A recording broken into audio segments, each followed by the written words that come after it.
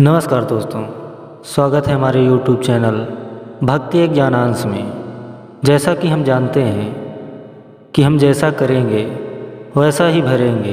तो दोस्तों, इस कहानी को अंत तक सुनने के लिए वीडियो को लाइक एवं चैनल को सब्सक्राइब कर लीजिए।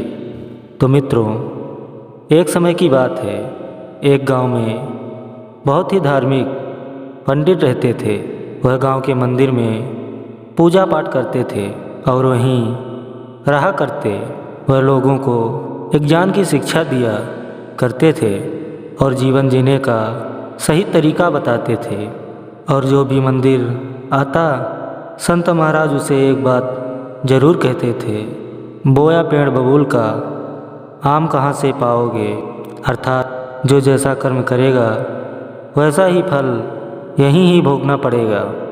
जिसके कारण लोग उन पर बहुत विश्वास करते थे और सभी लोग उनका आदर सम्मान करते थे।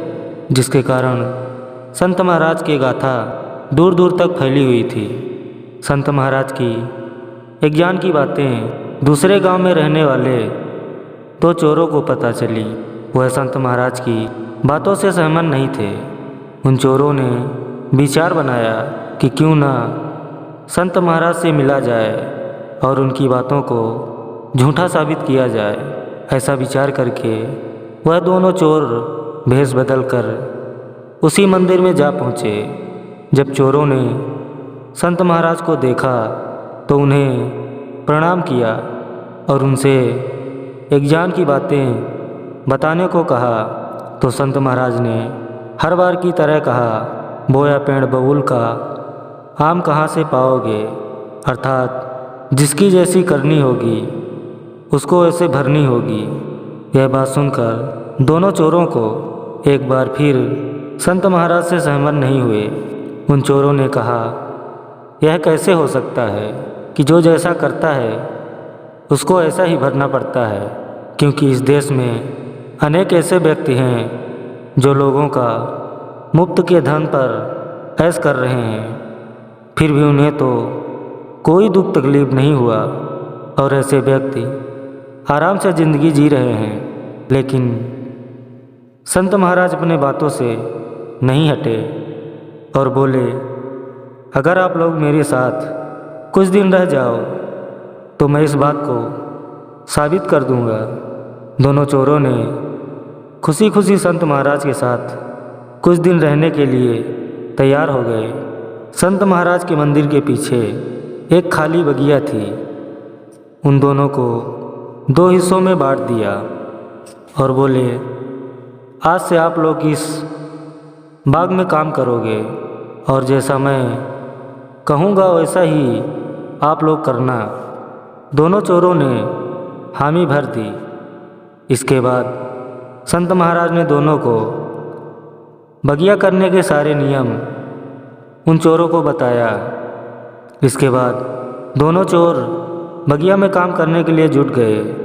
एक चोर अपने बागों में खूब मेहनत करता और कोई परेशानी होती तो संत महाराज से पूछ लेता और इस तरह वह अपने बाग में खूब फल लगा दिया।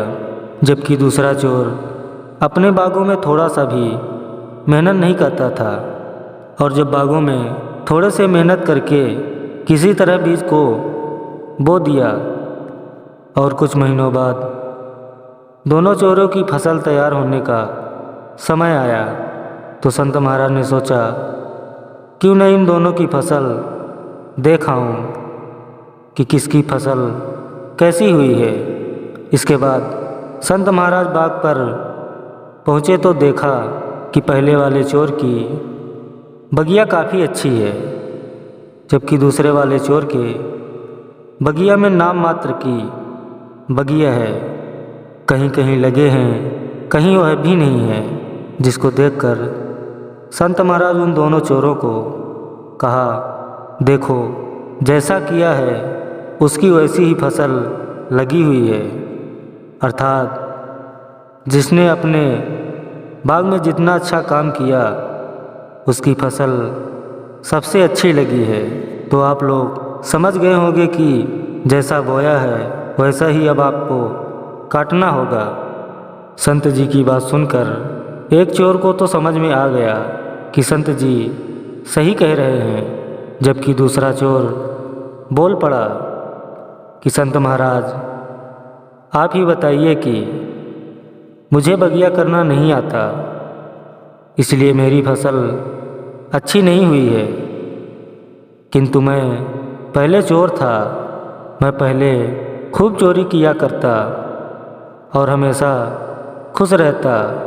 मुझे इस कामों के लिए कोई भी सज़ा नहीं मिली। तो संत जी ने उसे समझाया, हो सकता है तुम्हें अभी अपनी गलतियों की सज़ा ना मिली हो, लेकिन इस बात को कभी भी ना भूलना चाहिए कि यदि कभी भी तुम पकड़े जाते हो तो हर बार की गलतियों की सज़ा एक बार में मिल जाएगी।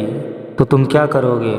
संत जी की बात सुनकर चोर की आंखें खुल गई और तुरंत संत के चरणों पर गिर पड़ा और अपनी गलतियों की माफ़ी मांगने लगा। और दोनों ने चोरी करना छोड़ दिया और उनके साथ रहने के लिए तैयार हो गए और उनकी सच्ची मन से सेवा करने लगे। तो मित्रों, उन दोनों चोरों की तरह है, हमें भी अपने जीवन में कभी न कभी महसूस होता है कि हम जो करते हैं वह हमेशा सही ही होता है। हम सभी चीज़ों को सही कर रहे हैं, इसलिए हमारा कोई कुछ नहीं बिगाड़ सकता है। इसलिए जैसे कि कहा गया है कि जैसी करनी वैसी भरनी। तो दोस्तों, आपको यह कहानी कैसी लगी कमेंट में ज़रूर बताइएगा। अगर आप नए हैं तो वीडियो को लाइक एवं चैनल को सब्सक्राइब करना ना भूलें। जय श्री कृष्णा, राधे राधे।